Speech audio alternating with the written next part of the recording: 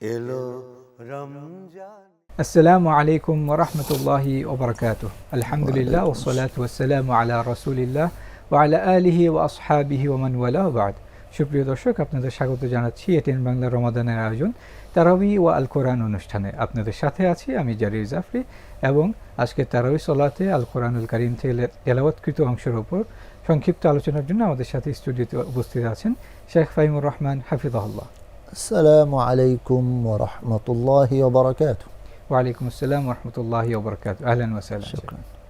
দর্শক, আমরা আজকে ১৯তম তারাবি সালাতে যে তেলাওয়াত শুনেছি তার মধ্য থেকে এখন নির্বাচিত আদেশ এবং করণীয় সম্পর্কে আমরা সংক্ষিপ্তভাবে আলোচনা শুনবো বিইذنিল্লাহ।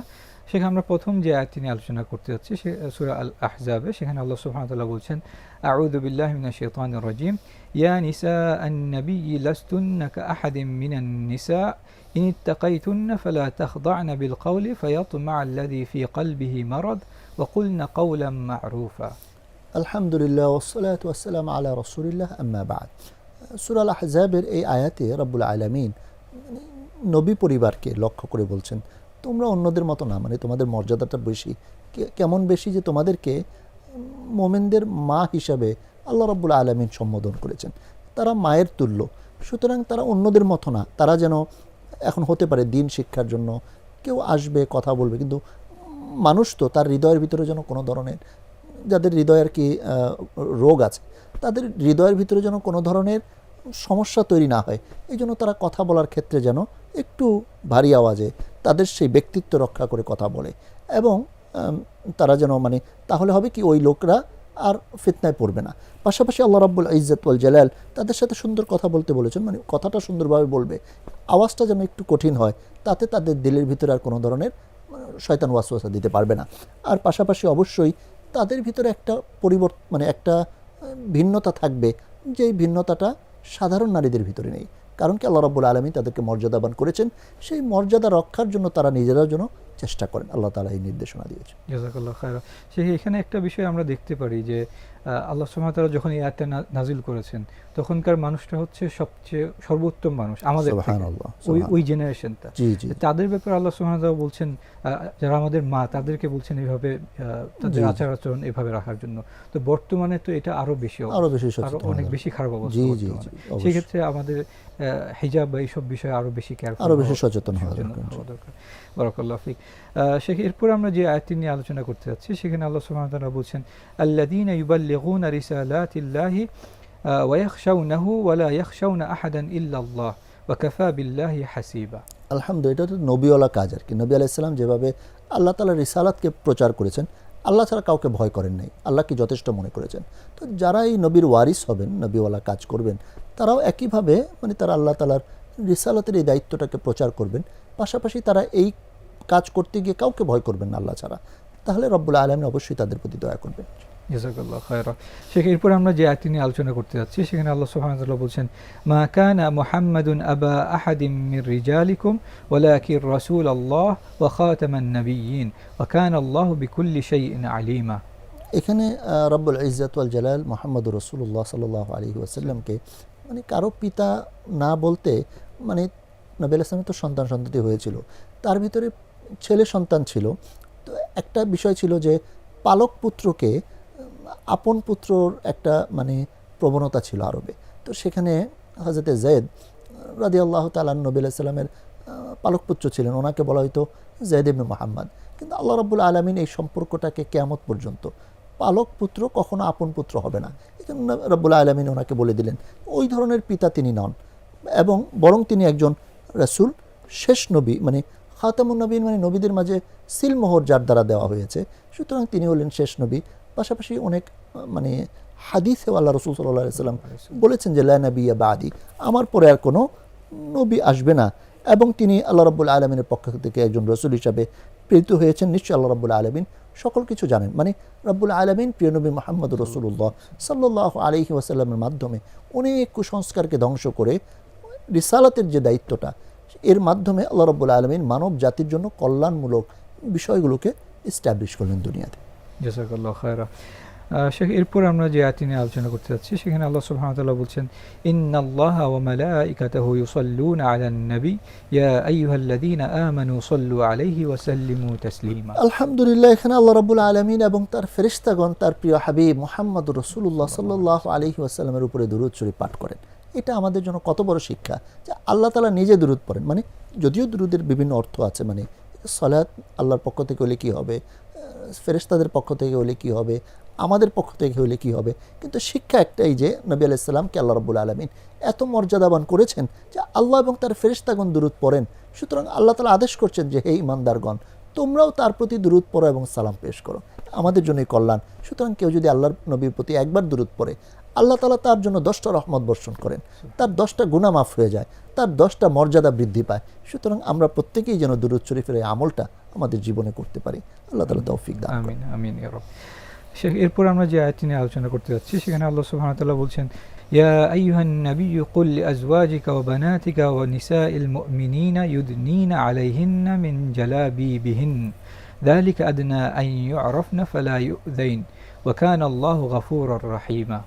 আলহামদুলিল্লাহ, এখানে রব্বুল ইজ্জত ওয়াল জালাল আল্লাহ রাসূল সাল্লাল্লাহু আলাইহি ওয়াসাল্লামের মাধ্যমে ওনার স্ত্রীগণ এবং সারা দুনিয়ার মোমেনদের জন্য যে নির্দেশনা দিলেন যে তারা যেন তাদের একটা পর্দা কাপড় যেন তাদের বক্ষের উপরে, মানে মাথা থেকে বক্ষের উপরে ঢেকে নেয়, যেন তারা চিনতে পারা যায় তাদেরকে যে কি এরা নেককার, এরা ভালো মহিলা, এরা আল্লাহর জন্য ডিভোটেড।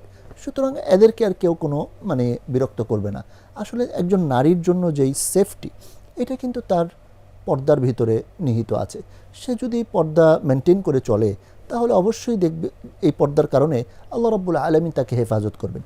হ্যাঁ, তারপরেও দুষ্ট লোক থাকবে, তারা মানে দুষ্টামি করতে চেষ্টা করবেই, কিন্তু যখন একটা সমাজে সবাই এই মানে আচরণটাকে গ্রহণ করবে যে আমি পর্দা করি সুতরাং আমার একটা বিশেষ বৈশিষ্ট্য আছে যে আমি সাধারণ মেয়েদের মতো না, তখন তার সম্মানটার এমনি এভাবেই বেড়ে যাবে।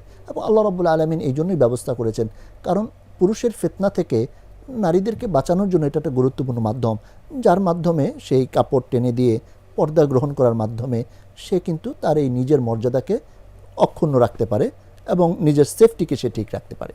জাযাকাল্লাহু খায়রান। শেখ এখানে একটা বিষয় থাকে যে আমরা অনেক শুনতে পাই ইদানিং যে মেয়েদেরকে ঢাকতে হচ্ছে কারণ ছেলেরা তাদেরকে উত্ত্যক্ত করবে, মানে ছেলেদের কারণে মেয়েদেরকে একটা আযাব দেওয়া হচ্ছে।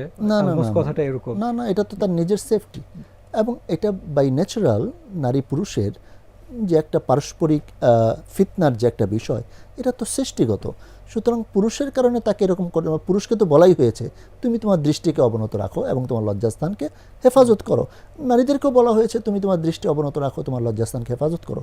পাশাপাশি নারীদের যেহেতু এই নিজেদের সেফটির জন্যই আল্লাহ রাব্বুল আলামিন তাদের জন্য এই ব্যবস্থা দিয়েছেন। আমরা এটাও বলতে পারি শেখ যে আল্লাহ সুবহানাহু ওয়া তাআলা এই পৃথিবীটাকে আমাদের পরীক্ষার জন্য বানিয়েছেন, যেখানে রাসূল সাল্লাল্লাহু আলাইহি ওয়াসাল্লামকে বলছেন যে তোমার জন্য এরকম থাকবে যারা তোমাকে কষ্ট দিবে, তোমার সবর করতে হবে। অবশ্যই তেমনি ভাবে আবার আমাদের মেয়েদেরকে, আমাদের মা বোনদেরকে বলতেছেন যে তোমাদেরকে এরকম মানুষ থাকবে যারা এরকম করতে তোমাদের অত্যুক্ত করতে পারে, তোমাদের এটার মধ্যে সেফটি আছে। এবং কোনো নারী কিন্তু চায় না যে সে পথে ঘাটে উত্ত্যক্ত হবে। তো উত্ত্যক্ত না হওয়ার জন্য আল্লাহ রাব্বুল আলামিন একটা পন্থা বাতলিয়ে দিলেন, এই পন্থাটা তোমরা অনুসরণ করো। জাযাকাল্লাহু খায়রান।